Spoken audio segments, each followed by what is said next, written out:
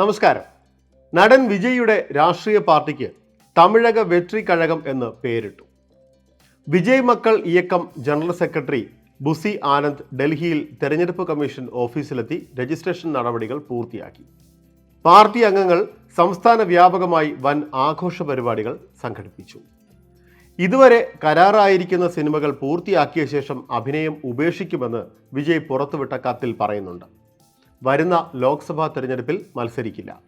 എന്നാൽ 2026 നിയമസഭാ തെരഞ്ഞെടുപ്പിൽ മത്സരത്തിനിറങ്ങും. ജാതി മത ഭിന്നതയും അഴിമതിയും നിലനിൽക്കുന്ന അവസ്ഥയെ പൂർണ്ണമായും തൻ്റെ പാർട്ടി ഇല്ലാതാക്കുമെന്ന് വിജയ് അവകാശപ്പെടുന്നു. പാർട്ടി ആരംഭിക്കുന്നതിനൊപ്പം ഒരു മൊബൈൽ ആപ്പും പാർട്ടി പുറത്തിറക്കും. ഈ ആപ്പിലൂടെ ജനങ്ങൾക്ക് പാർട്ടി അംഗമാകാൻ സാധിക്കും. 1 കോടി ആളുകളെ പാർട്ടി അംഗമാക്കാനാണ് ആദ്യഘട്ടത്തിൽ ലക്ഷ്യമിടുന്നത്. 2006 നിയമസഭാ തെരഞ്ഞെടുപ്പാണ് ലക്ഷ്യമിടുന്നതെങ്കിലും പാർലമെന്റ് തെരഞ്ഞെടുപ്പിൽ സാന്നിധ്യം അറിയിക്കാനാണ് വിജയുടെ പാർട്ടി ആലോചിക്കുന്നത്. ഏപ്രിലിൽ മഹാസമ്മേളനം നടത്തും.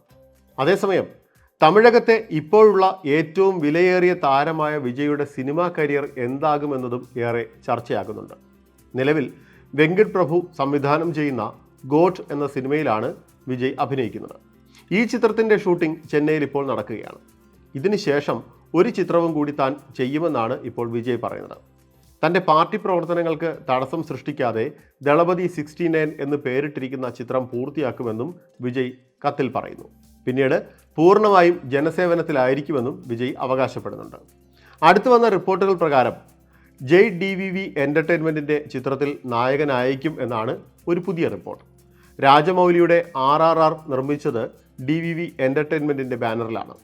DVV ധനയെ നിർമ്മിച്ച് വരാനിരിക്കുന്ന ചിത്രത്തിൽ വിജയ് നായകനാകുന്നു എന്ന അപ്ഡേറ്റുകൾ ആരാധകരെ ആവേശത്തിലാക്കിയിരുന്നു.